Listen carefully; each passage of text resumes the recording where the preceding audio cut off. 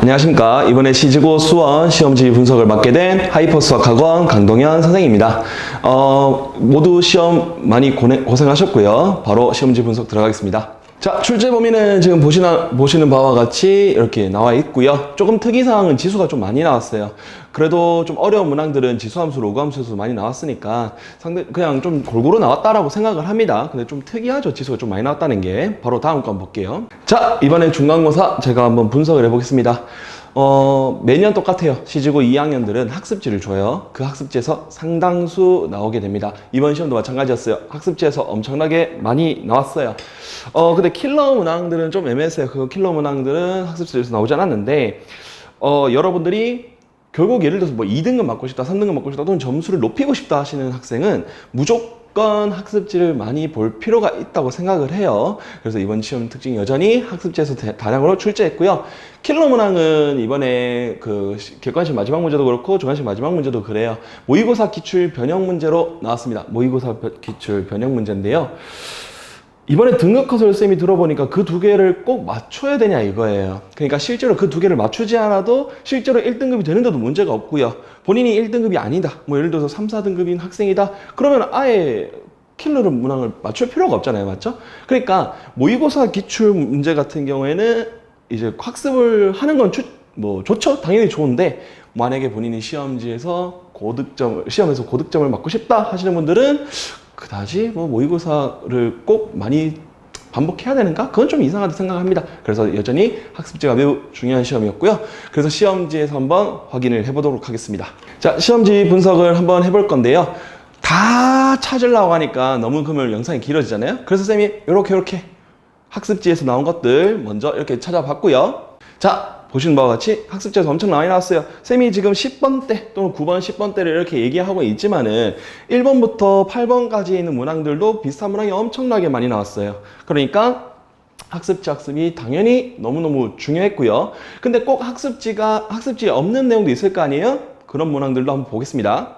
자, 보시는 바와 같이 이번에 시지고 15번 문제가 저희 하이퍼에서 했던 이번에 내신 대비서 문제랑 똑같죠? 아예 똑같아요. 그리고 요런 두 문항 뭔가 달라 보이죠? 근데 첫째 줄을 읽어보면은 똑같아요. 그러니까 저희 내신 대비서에서는 시지고 시험에 나왔던 문항에 조금 변형 문제, 좀 더 추가된 문제로 어려운 문제로 좀 다뤘었죠. 맞죠? 그래서 저희 내신 대비서에서도 보면은 이렇게 학습지에 나오지 않는 내용들도 여러분들 이제 혹시 모르잖아요. 낯선 유형으로 나올 수도 있잖아요. 맞지? 그래서 여러 가지 방법으로 학습을 시키고 도움을 많이 줬다는 겁니다. 자, 그러면 시험지 분석은 여기까지 하고, 그럼 우리 기말고사 대비하려면 어떻게 해야 되는가? 쌤이 첫 번째 줄에 적어놨죠? 무조건 학습지예요. 학습지를 무조건 많이 반복을 해야 되는데, 본인이 만약에 고득점을 노리고 싶다 하시는 분들은 모의고사 기출도 많이 반복하세요. 대신에 그게 등급에 영향을 주지 않을 겁니다. 본인이 예를 들어서 4등급이야 모의고사를 꼭 해야 된다. 아니에요. 무조건 학습지 하셔야 됩니다. 본인이 3, 4등급 이하다 하시는 분들은 무조건 학습지부터 반복을 하세요. 그래야 고득점이 나와요. 근데 본인이 예를 들어서 2등급 상위권이나 1등급 학생이다. 조금 욕심을 내고 싶다 하시는 분들은 모의고사를 좀 많이 볼 필요가 있겠죠. 근데 이게 그거예요. 쌤이 수투 영상도 곧 찍을 건데 수투에서도 똑같이 말씀드릴 건데 학습지를 풀면 기본적으로 여러분들이 내용을 알아야 학습지를 풀던가 할 거 아니에요. 맞죠? 근데 지금 중간고사 이후에 기말고사 내용 자체가 난이도가 높아요. 이 난이도 높은 내용들에 대해서 개념 복습을 빨리 하셔야 돼요. 학원에서 하셔도 되고요. 쌤이 그래서 밑에 쭉 적어놨는데 한번 읽어보셔도 돼요.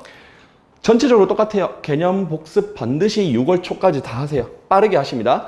개념 복습하면서 유형소로 조금 문제를 많이 풀어놓으셔야 돼요. 왜 학습지만 하면 되지 개념을 공부하라고 하냐? 개념이 안 돼 있는데 학습지를 마무리 반복해봤자 암기로 하는 건데요. 암기로 다 머릿속에 넣어놓고 시험을 친다는 게 사실상 불가능하잖아요. 수학을. 맞죠? 그러니 기초 개념을 탄탄히 잡아놓고 학습지를 반복을 하셔야 돼요. 그게 저는 6월 초라고 봅니다. 왜냐면 7월 1일 주간에 여러분들 시험이에요. 그러니까 아무리 늦어도 6월 중순 전까지는 개념 한번, 유형서 문제 반복 꼭 하셔야 된다고 봅니다. 그래서 이번 중간고사 분석은 여기까지 하고요. 여러분들 기말고사도 좀 더 노력을 많이 하셔서 여러분들이 원하는 성적 받을 수 있도록 바라겠습니다. 이상입니다.